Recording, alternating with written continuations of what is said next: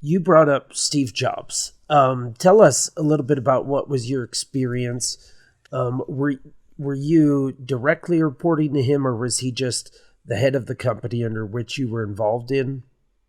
Yeah, just the head of the company. Okay. It would have been a dream to have been able to report directly to him. Hmm. And even in Steve's case, like there are definitely admirable traits about him, and definitely things that are not so admirable about his leadership. Sometimes you have to pick and choose the things that you're going to follow or emulate or internalize from someone, because no one's perfect. Under on God's beautiful green earth, no one's perfect, and so you have to still be cognizant, and you can't just subscribe 100% to anyone's specific way of life or leading. You have to look through it with fresh eyes and always have your own guiding light to guide who it is that you're attracting and attracted to, and that you're subscribing to. So I had the privilege of working at Apple during the time that Steve Jobs was around. He had announced his pancreatic cancer before I had joined, and I had the opportunity to work for Apple for 4 years. I worked in retail, so I was, the lowest of the totem pole if you wanted to put a corporate rank, starting in as a part-timer salesperson, which they called a specialist at the time. Okay, and it was right after and kind of during the tail end of the recession, so Apple wasn't hiring. It took a year It took a year and a half from the time I was there for there to be a full-time position open on the West Coast. Wow. So even if I wanted it and there was a full-time spot open, it may not have been around me. About 6 months in, I decided, wow, this is the place at the time, I was a bit younger, that I wanted to retire from, because I found a place that I could thrive in. And about 6 months in, I made a shift and I made that change. That point forward, I started showing up differently. But from that moment, it took a year before any slots were open for a full-time position, which they considered a promotion, but it's not really. You weren't getting paid more. You got benefits because of the hours that they were going to be giving you. And I'm getting sidetracked here, but it was a different company at the time. And I surrounded myself in the store. I started walking like them, talking like them, making decisions like them, using their guidance to be making my decisions. And because that, I was rewarded inside of the structure. And so I got to see kind of what Steve's impact was in the company. And Apple's drastically changed since he stepped away and passed on. It's not the same company, but his vision is completely still intact. And one of the small experiences that I'm honored to be able to say is that I was in San Francisco at WWDC. It's Apple's big developers conference. And I was there. He announced the iPhone 4 with FaceTime, which was the last keynote that he ever gave. And to be there as an Apple employee, paid, and got to work the conference or work the event, and kind of got to be there for his last keynote. And so never got to chat with the man individually, never got to even, be close to him in proximity. But being able to be there and understand how he set the company up, huge inspiration, and had a huge impact long before I even worked at Apple, and a lasting one after. So let's jump into what you said as far as there were some good characteristics about Steve Jobs and there were some not so good characteristics. What do you say were his pros and the things that he struggled with? Sure. And anyone telling you someone has everything good or everything bad is completely misleading you, because it's just not the case. Right. And so you have to keep a fresh pair of eyes on everyone in your life. Yep. To stay level-headed and non-emotional and rational. Steve's often portrayed as a very, very hard-nosed, rough, knows what he wants. If he doesn't get it, you're dead type of person. And I would dare say that's a toxic trait. Okay.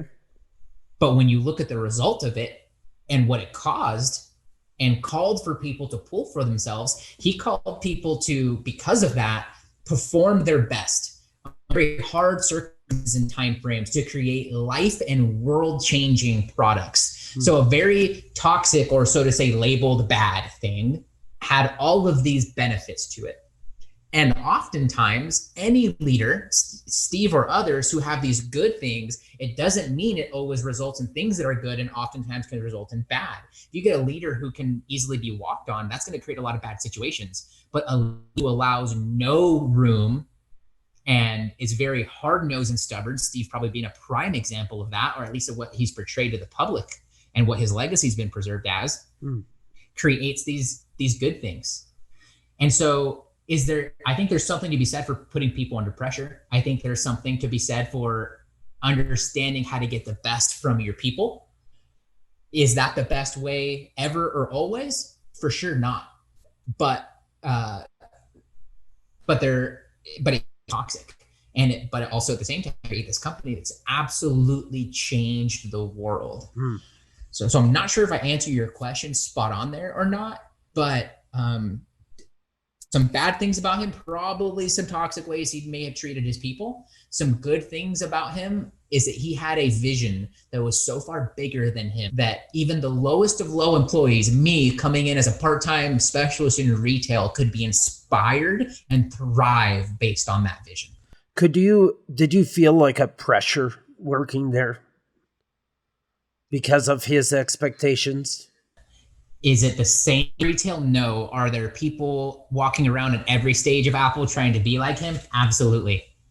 But the culture of Apple when I was there, it's drastically changed. I only know that because many of my best friends, my longest standing friendships and relationships, they're still there.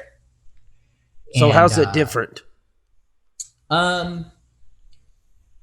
The culture back then, the whole phrase started with at Apple, our core, our soul is our people.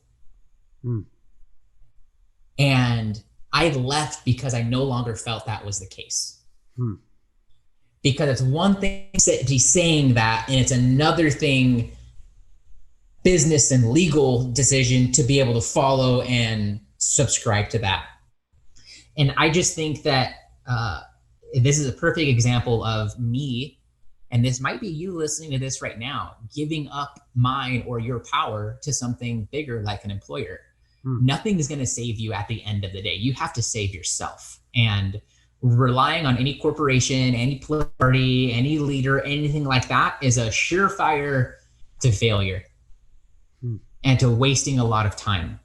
You have to save yourself. And for hours on that concept, but it has definitely changed. But the culture at Apple from the top down, and I think this is probably still intact from what I gather and my feeling, is that it does create an accountability with everyone to be showing up as your best and to be performing your best. Is of course what you might see in the Ashton Kutcher rendition of Apple walking in and Steve walking in and how he takes over and all that.